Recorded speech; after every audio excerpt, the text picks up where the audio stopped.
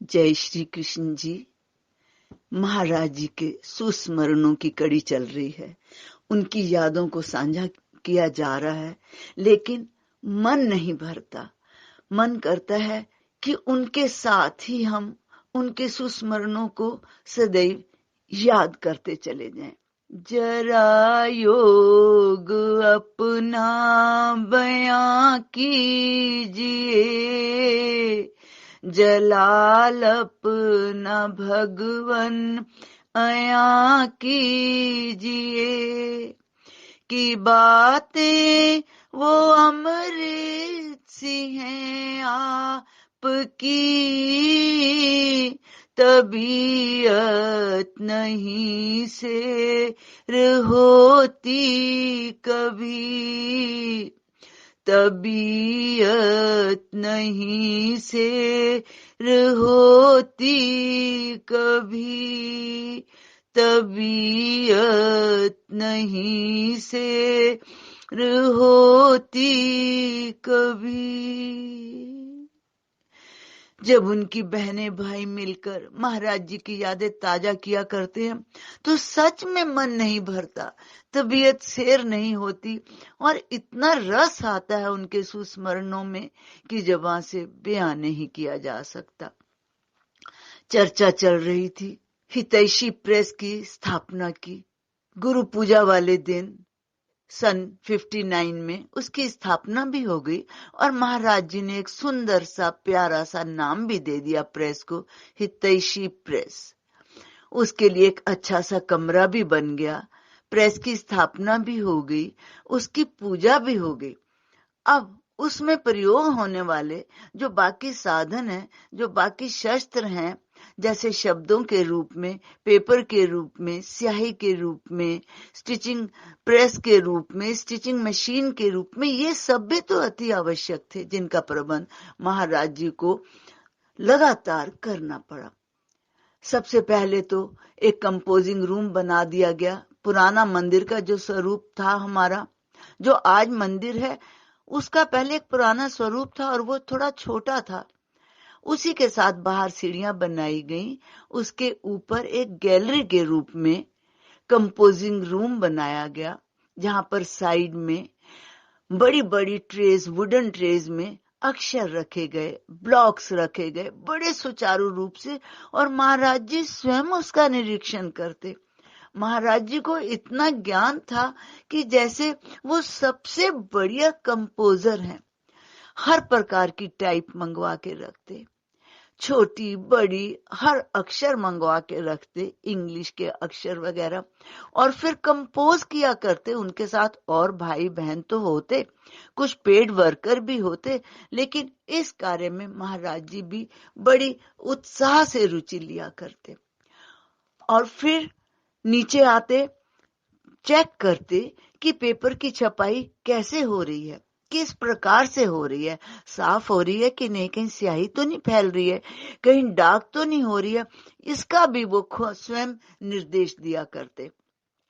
Press के पीछे एक बाइंडिंग रूम भी बनाना बहुत जरूरी था, वो भी महाराज जी ने सेवा की मदद से वो भी बन गया, क्योंकि फिर बाइंडिंग का काम कहाँ होता, इतनी जो सेवा का कार्य है, धार्मिक पुस्तकों की छपाई है, श्री गीता उपदेश जी का निर्माण कर रहे हैं, तो उसके लिए उसको सुव्यवस्थित ढंग से करने के लिए एक अलग से रूम चाहिए, जिसका नाम बाइंडिंग रूम रखा गया। काफी बड़ा कमरा पीछे की ओर, और फिर उसमें छोटी छोटी चौकियां 3 तरफ रखी जाती, पूरी लंबाई में, कमरे की लंबाई में, और फिर एक साइड से चौड़ाई में। वहां पर छपकर पेपर आते, महाराज जी भी वहां पर उपस्थित रहते, इतनी उत्साह में कि कहीं नहीं बनता, हर समय तरोताजा लगते। और फिर उनके दाएं बाएं बाकी संगत या जो पेड वर्कर थे वो अपनी ड्यूटी संभालते। पेपर आ गए, क्रमानुसार लगाने की ड्यूटी महाराज जी स्वयं चेक किया करते। अच्छा, पेपर छपने से पहले फिर वो उनके प्रूफ रीडिंग करते, एक एक अक्षर को ध्यान से पढ़ते, एक एक सेंटेंस को, एक एक वाक्य को, जहां पर विराम है, पूर्ण विराम है, कॉमा है, सेमी कॉलन है, सबकी वो बड़ी उत्साह से और पैनी दृष्टि से उसका निरीक्षण करते, उसे सही करते और फिर दोबारा प्रेस में भेजते। और बाइंडिंग रूम में एक एक पेपर को क्रमानुसार लगाते। मान लीजिए 30 पेपर की अगर हमारी पुस्तिका है तो वो क्रम से लगाए जाएं, 1 2 3 इस प्रकार की संख्या में, उसमें भी आगे पीछे पृष्ठ ना हो, इस बात का भी महाराज जी ध्यान रखते। दाएं बाएं बैठे वर्करों को समझाते भी कि इसको ऐसे करना है। फिर एक हथौड़ी से उन जो हमारा पूरा सेट तैयार हो जाता ना, तो महाराज जी भी स्वयं एक छोटी सी हथौड़ी से उन्हें ठोका करते कि वो सीमित रूप धारण कर लें। ऐसे ही बाकी वर्कर भी किया करते। फिर उसके ऊपर रैपर चढ़ाते, सुंदर सा भगवान जी का स्वरूप। फिर साथ ही एक स्टिचिंग मशीन होती, 2 बहन भाई या कोई भी बहनें उसको स्टिच किया करते। एक पुस्तिका का रूप बन जाता। कई बार पेपर ऊपर नीचे बराबर ना होते तो उनकी कटिंग भी होती और फिर उनको ठोकर संगत के सम्मुख ये पत्रिका तैयार होके आती। ये वर्णन इसलिए किया गया कि हमने तो देखा गीता उपदेश आ गया हमारे हाथ में, हमने देखा कितनी आसानी से ऋषि शिक्षा आ गई, बाकी ग्रंथ आ गए, लेकिन इसके पीछे महाराज जी का कितना श्रमदान था, कितना मनोयोग था, ये तो वह महाराज जी स्वयं जानते हैं और जो उनके निकट थे वो पहचानते हैं कि कितना श्रम करना पड़ता। 15-16 हजार की संख्या में 20 हजार की संख्या तक गीता उपदेश एक सप्ताह में पब्लिक के सामने रखने, संगत को देने कोई मजाक या सरल कार्य नहीं था। उसके पीछे बहुत से सत्संगियों की मेहनत थी, श्रमदान था, और वो भी सहर्ष उस दिन की प्रतीक्षा करते कि सुबह जल्दी हो, हम बाकी कार्यों से फारिग होकर सत्संग भी सुनने आते। वो सत्संगी प्रातः काल का फिर घर जाते और फिर दोबारा से अपना नाश्ता पानी करके कुटिया में भागे चले आते कि अरे महाराज जी वहां पर होंगे, हम भी उनके साथ सेवा करेंगे, ऐसा भाव था। और फिर जब इतने सारी गीता उपदेश छप जाते, महाराज जी देखकर कितने प्रसन्न होते, ये वो जाने या उनको निहारने वाली संगत जानती। महाराज जी का एक क्रम तो बन ही गया था, हर गुरुवार को ये गीता उपदेश भगवान जी के सम्मुख लाए जाते। और फिर महाराज जी ने जो एक परिपाटी चला दी ना कि भेंट के रूप में महाराज जी को गीता उपदेश ही समर्पित किए जाएंगे। महाराज जी क्या, महाराज जी वो जो उनको वो भेंट मिलती वो तो प्रभु के अर्पण कर देते, क्योंकि ये उन्हीं का प्रचार हो रहा था।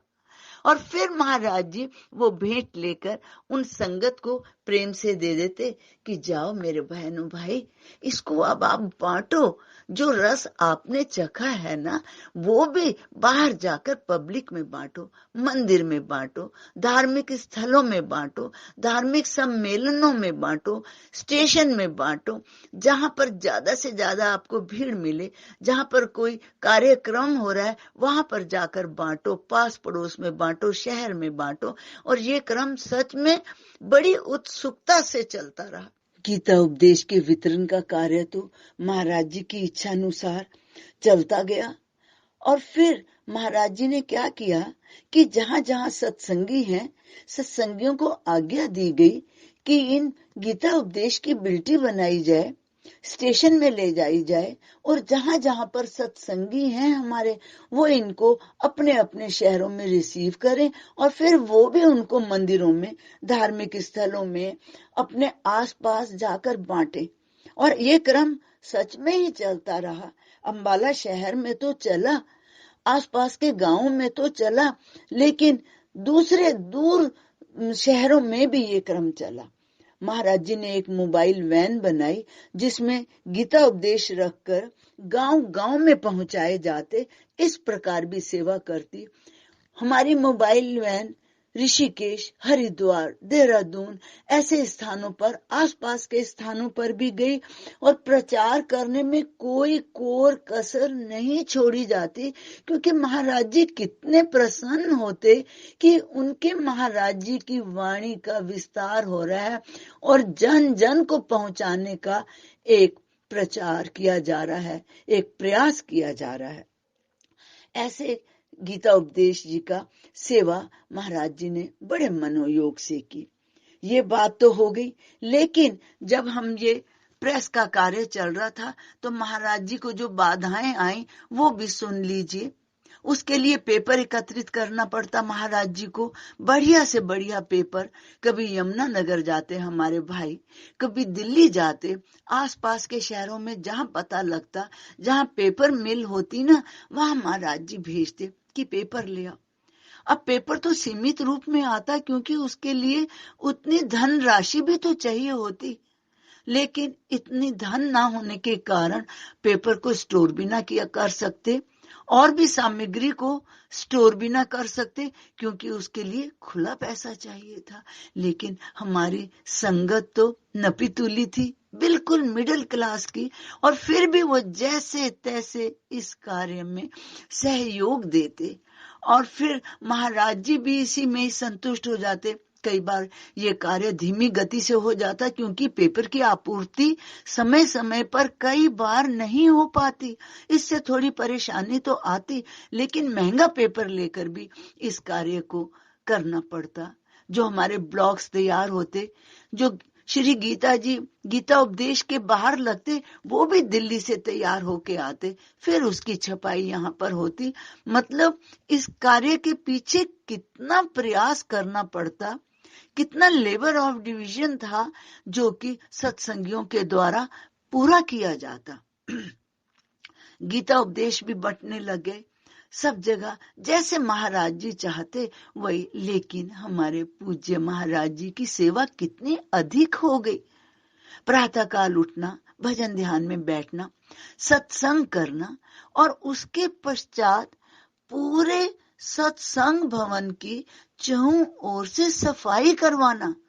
आप देखिए, सत्संग भवन और उसके बाद धूलकोट स्टेशन तक उस पगडंडी की सफाई, महाराज जी भी बीच में होते, संगत उनके साथ चलती, झाड़ू लेकर, डस्टपैन लेकर, बाल्टियां लेकर। हम झाड़ू भी लगाएंगे, कूड़ा भी एकत्रित करेंगे और फिर उनको एक उचित स्थान पर फेंकेंगे। ऐसे वो स्थान, ऐसा वो वातावरण निर्मल हो जाता, स्वच्छ हो जाता कि दूर से आने वाले का मन तो इस सफाई को देखकर ही खींचा चला जाता कि ओहो, इस स्थान में शांति तो है, लेकिन शांति के साथ साथ इस सफाई का दृष्टांत कहीं और ना मिलता। क्योंकि जब वहां पर खाली वृक्ष ही वृक्ष थे, पत्ते ही पत्ते गिरते, लेकिन जब महाराज जी सफाई कराते तो एक भी पत्ता भूमि पर ना रहने देते। संगत हंस के भी कह देती, महाराज जी हम सफाई कर रहे हैं, पत्ते तो झड़ते जा रहे हैं। तो वो कहते फिर वो सेवा क्या? सेवा तो वही है ना, जिस समय हम जो कार्य कर रहे हैं उसे पूरे मनोयोग से कर दें, पूरी सफाई से कर दें, तभी तो मेरे प्रभु इससे प्रसन्न होंगे। और तुम ये सच मानो कि मेरे प्रभु चुपके चुपके आपको देख रहे हैं, वही तो ये कार्य करा रहे हैं। महाराज जी उत्साह से भर जाते, संगत में वो उत्साह दुगना हो जाता। हाय, महाराज जी दांतों तले उंगली दबा लेते और कहते, ये साधारण से गृहस्थी क्या लगे, ये संगत क्या लगे, और इनका इतना उत्साह देखकर मेरा मन हर्ष हर्ष कर उठता है। इतनी उनको शुभ भावनाएं देते, गुड विशेस देते कि ओह भगवान जी इन्हें सेहत बख्शो, इनका उत्साह बढ़ाओ। कई बार महाराज जी ऐसा कह देते, गा कर बता देते कि ओ, जब संगत की इतना कशिश देखते, खिंचाव देखते, आकर्षण देखते, तो सच में उनके ये बोल मैं अवश्य आपके साथ साझा करूंगी, जो महाराज जी ने स्वयं अपनी प्यारी संगत के लिए कहा। पखियां है पखियां हो पखियां, संगत इंज जापे जीवे वृंदावन दिया सखियां है। संगत इंज दिसे जीवे वृंदावन दिया सखियां। फिर बताइए संगत के क्या भाव होते, वो भी महाराज जी ने स्वयं बताए। गोपाल नंदलाल, गोपाल नंदलाल, हाय उम्र ता गुजर गई, रख अपने चरना दे नाल, हाय उम्र ता गुजर गई, दाता रख चरना दे नाल। सच में हमारी संगत, चाहे वो बच्चे हों, चाहे वो किशोरावस्था के हों, चाहे युवा हो, चाहे प्रौढ़ावस्था के हों, चाहे वृद्ध हों, ऐसे ही खींचे चले आते जैसे भगवान जी के समय उनकी सखियां, उनके ग्वाल बाल, हर आयु के वर्ग। ये महाराज जी का दृष्टांत, ये महाराज जी के मीठे बोल सच में अपनी संगत पर 100% लागू होते और आज भी हो रहे हैं। कौन सी वो कशिश है, कौन सा वो खिंचाव है, कौन सा वो आकर्षण है जो आज भी बना हुआ है। ऐसा नहीं कि महाराज जी सच में कण कण में विराजमान है। ये संगत का उत्साह में भर के आना दृष्टि गोचर हो रहा है, अपने आप में एक उपमा है, अपने आप में एक प्रमाण है। ऐसे संगत नहीं खींची आ रही। उनके बच्चे, मान लीजिए वो संगत के वो व्यक्ति नहीं रहे, लेकिन उनके बच्चों में वो संस्कार हैं, वो भागे चले आ रहे हैं। ये एक छोटा सा दृष्टांत। और उसके बाद एक बात और साझा करूंगी। जहां पर हवन कुंड है, जहां परला गेट है, जहां से बसें एंटर करती है ना, उसके पास एक छोटा सा महाराज जी ने शौचालय भी बनवा दिया। शायद 2-3 उसके रूम थे, छोटे छोटे। ये बात इसलिए सहजा कर रही हूं कि वहां की सेवा आपको बताऊं कैसे होती थी। उस समय कोई स्वीपर नहीं था, पीछे एक नाला था और महाराज जी स्वयं झाड़ू लेकर आते, उस शौचालय की सफाई का कार्य आरंभ करते। उन्हें देखकर उनकी संगत भी भागी चली आती, भाई भी भागे चले आते, बहनें भी भागी चली आती, हैंडपंप से पानी खींचते, उनके हाथ में छोटे छोटे झाड़ू, और वो क्रिया, वो काम भी महाराज जी के समक्ष, महाराज जी के सहयोग से, महाराज जी की उपस्थिति में होता। ऐसे नहीं महाराज जी इतने ऊंचे स्थान पर आए, वो महाराज जी बने, वो वीर जी बने। आप देखिए छोटे से छोटा काम उन्होंने स्वयं किया, अपने आप को तपाया, वैराग्य में आए, जंगलों में साधना की, सेवा का कार्य में भी आप देख लीजिए कि सबसे निकृष्ट कार्य जो माना जाता है वो भी महाराज जी ने स्वयं एक उदाहरण बनकर अपने आप से शुरू किया और फिर नियम बन गया। कुछ बहन भाइयों ने ये ड्यूटी ले ली कि ये कार्य तो हम करेंगे, महाराज जी से नहीं करवाएंगे। कर्म योग की उच्च सीमा जो महाराज जी सब पर लागू करते थे, आप ये देख लीजिए कैसे धीरे धीरे फिर भवन का निर्माण होता चला गया। छोटे छोटे क्या, हर त्योहार जो भगवान श्री कृष्ण जी से संबंधित थे, गुरु पूजा, श्री कृष्ण जन्माष्टमी, गीता जयंती, ये त्योहार महाराज जी बड़े मनोयोग से मनाते। इतना उत्साह होता कि जनता को तैयार करते कि वो भी बीच में भाग लेंगे, अच्छे अच्छे अपने संस्मरण देंगे, प्रतियोगिताएं करवाते, स्वयं भजन बनाते और फिर हमारी बहनों से भाइयों से गवाए जाते। कितने कितने बार वो गवा लेते और प्रतियोगिता होती तो आप मानेंगे महाराज जी उनको पारितोषिक देते, इनाम देते, उन पर रीझ जाते, अपने आप स्वयं सब्जेक्ट तैयार करते और फिर छोटे छोटे बच्चों से, युवाओं से, ब्रह्मचारियों से बुलाते और फिर उन्हें पुरस्कार दिया करते, पुरस्कृत किया करते। और वो पुरस्कार पता है क्या होते? कई बार खद्दर के सफेद कपड़ों के थान, पूरा का पूरा थान दे देते। कई बार महाराज जी साइकिलें देते बहनों को, भाइयों को, क्योंकि देख लेते कि इनको जरूरत है, ऐसा उनको उपहार दूं, ऐसा उनको पुरस्कार दूं ताकि वो उनके जीवन में काम भी आए और वो याद भी रखें। कई बार कितनी साइकिलें बांटी। और तो और टेबल फैन ये भी महाराज जी ने वितरित किए। छोटे छोटे ग्रंथों का ढेर श्री गीता जी पुरस्कार के रूप में देते। हर एक का मन महाराज जी मोह लेते। इसके पीछे एक ही भाव कि श्री गीता जी के प्रति सत्संगियों की, बच्चों की, युवाओं की श्रद्धा बढ़े, ये इस भाव से। और फिर उसके बाद महाराज जी का वो चेहरा देखने योग्य होता, प्रसन्नता से भरा हुआ, खिलखिलाया हुआ कि ओह मेरे से ये सेवा हो गई। ये सेवा तो भवन तक सीमित थी, लेकिन दूर दराज तक भी ये सेवा होती। प्रसाद के रूप में फल, मिठाइयां, स्कूलों में कॉपियां, पेंसिल, रबड़, स्कूल बैग ये वितरित किए जाते। हमारी बहन जाती और ये वहां पर बांट कर आती। टेलीफोन एक्सचेंज में, अन्य विद्यालय में, बैंकों में, स्कूल्स में भी जाकर ये प्रसाद बढ़ता। जब गीता जयंती होती, श्री कृष्ण जन्माष्टमी होती और गुरु पूजा होती, अपने वर्करों को भी महाराज जी रजा देते, उनको भी वस्त्र देते, उनको भी अच्छे समय अनुसार, मौसम के अनुसार के वस्त्र दिया करते। उपहार रूप में उनको धनराशि भी फालतू दिया करते कि कोई भी, किसी की कोई मनोकामना अधूरी ना रहे।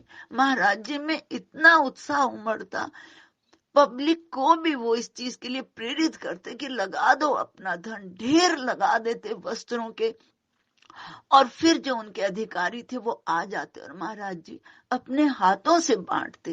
क्या कमीजें, कोट, स्वेटर्स, जैकेट्स, बुनियाने, शर्ट्स, जैसे जैसे, और हर साइज के मंगाते, बच्चों से लेकर बड़ों तक, कंबल, चादरें, शॉल, दुशाले, ये सब कुछ महाराज जी त्योहारों पर वितरित करते। और ये समा, ये क्षण देखे नहीं बनते महाराज जी के उत्साह में। और जो अधिकारी आते उनकी प्रसन्नता भी नहीं देखे बनती। ऐसे वो दिन। और फिर महाराज जी जनता से ये सब कुछ लेते। महाराज जी का तो सब कुछ उनकी जनता ही थी, प्यारी भोली भाली संगत थी। और फिर जब बांटते तो कितने गुड विशेष वो अपनी संगत को भी देते और भगवान जी को भी धन्यवाद देते कि ओ मेरे मालिक, कैसी आपकी लीला। सच में वो क्षण देखे ना बनते। भोली भाली संगत, भोला सा जमाना जहां पर इतनी चकाचौंध नहीं थी। आज मोबाइल का युग आ गया। लगता अगर तब मोबाइल होते थे, महाराज जी के हर क्षण को, महाराज जी के हर स्वरूप को, महाराज जी के हर क्रिया को उस मोबाइल में कैच कर लिया जाता है। लेकिन हमारे तो महाराज जी ऐसे कि फोटो खिंचाना भी नहीं चाहते थे, अपने कभी नहीं चाहते कि कोई मेरी फोटो खींचे। इसमें भी उनको संकोच होता। उनका एक ही भाव होता, फोटो है तो वो मेरे महाराज जी की, मेरे गीताधारी जी की, मेरे श्याम सुंदर की, मेरे जगत गुरु भगवान जी की। अगर उन्हें कोई फूल भी अर्पण करता, माला भी अर्पण करता, तो कहते जाओ जाओ भागकर वहां पर मेरे प्रभु को चढ़ा के आओ, उन्हें अर्पित करके आओ। ये बिल्कुल सत्य बात है। वो तो लिया ही नहीं चाहते थे, कहते थे इसके अधिकारी तो मेरे, इसके अधिकारी तो मेरे वो श्याम सुंदर हैं, वो मेरे गीताधारी हैं, उनके चरणों में अर्पित करके आओ। वही है, खाली वो ही है, तू ही तू है, मैं कुछ भी नहीं। मैं तो कुछ आप लोगों के लिए, कुछ जीवों के लिए यहाँ पर आया हूँ। मुझे प्रभु ने ऐसी आज्ञा दी है कि मैं कुछ ही लोगों का कल्याण करके जाऊं। मुझे जनता में जाने की आज्ञा नहीं है, मुझे संसार में जाकर इस प्रचार को करने की आज्ञा नहीं है। मेरा मन गवाही नहीं देता। सच मानो मेरी संगत, मैं तो आप लोगों के लिए यहाँ पर आया हूँ। लेकिन मैं क्या लगूं, अपने ध्यान को छोड़कर, अपनी साधना को छोड़कर आपके बीच में आके समय बिताऊं। मुझे बस महाराज जी की प्रेरणा आपके बीच में लेकर आती है, मजबूर कर देती है कि मैं प्रचार करूं और आप भोली जनता इसका लाभ लें। सच में ये रंग लाएगी, रंग ला रही है। महाराज जी ने उनका नियम बना दिया कि वो सुबह शाम आए बिना रह ही ना पाते। वही बात कि वृंदावन की सखियों की तरह संगत खींची चली आती। आज इतना ही। इन बातों को सारा दिन सोचिए, महाराज जी की इस झलक को अपने आंखों के आगे लाइए कि क्या वो क्षण थे, क्या वो नूरानी रूप था, क्या वो प्रसन्नता थी जो सबको बस खींचे चली जाती थी। कोई दूर बैठा, कोई विदेश में बैठा, कोई देश में बैठा, वो भी चाहते हुए ना चाहते हुए महाराज जी के साथ ही था। आज भी ऐसा लग रहा है हम आज भी महाराज जी के बीच में हैं, महाराज जी से हम जुदा नहीं हैं। जब उनकी बातें करते हैं तो लगता है वो हमारे साथ हैं, वो हमें देखकर प्रसन्न हो रहे हैं। सच में ही वो हमारे साथ हैं। वो आकर्षण आज भी है। इतने मीठे संस्मरण हमें कभी भी ना मिलते अगर हमारे महाराज जी एक स्थान पर ना रहते। ये हम सब पर, अंबाला निवासियों पर, पूरी संगत पर, देश विदेश में उनके इतने अच्छे भाग्य हैं कि वो जब भी आए उनको महाराज जी एक ही स्थान पर मिले। उनकी आओ भगत हुई, महाराज जी ने उन्हें सुना और वो भी धन्य भागी थे। जब आते महाराज जी हाजिर। ये किसी भी स्थान पर ऐसा कोई भी उदाहरण नहीं जहाँ कोई संत महात्मा एक ही जगह पे रहे और आपकी सेवा के लिए हर पल तत्पर रहे, आपको सुनने के लिए, आपकी शंकाओं का निवारण करने के लिए। ये मेरे पूज्य गुरुदेव जी मेरे वीर जी हैं, आप सबके वीर जी हैं, आप सबके गुरुदेव हैं। ऐसा आपने भी अनुभव किया। आइए हम उनके श्री चरणों में नतमस्तक हो जाए महाराज जी के लिए कि महाराज जी आप अभी भी हैं, हम आपको, आपके प्रचार को, आपकी बातों को अपनाएं। ऐसा वरदहस्त हम सब पर, सब श्रोताओं पर रख दें ताकि दिनों दिन हमारी श्रद्धा आपके प्रति, महाराज जी के प्रति बढ़ती चली जाए, बढ़ती चली जाए, बढ़ती चली जाए। धन्यवाद। जय श्री कृष्ण, जय श्री कृष्ण।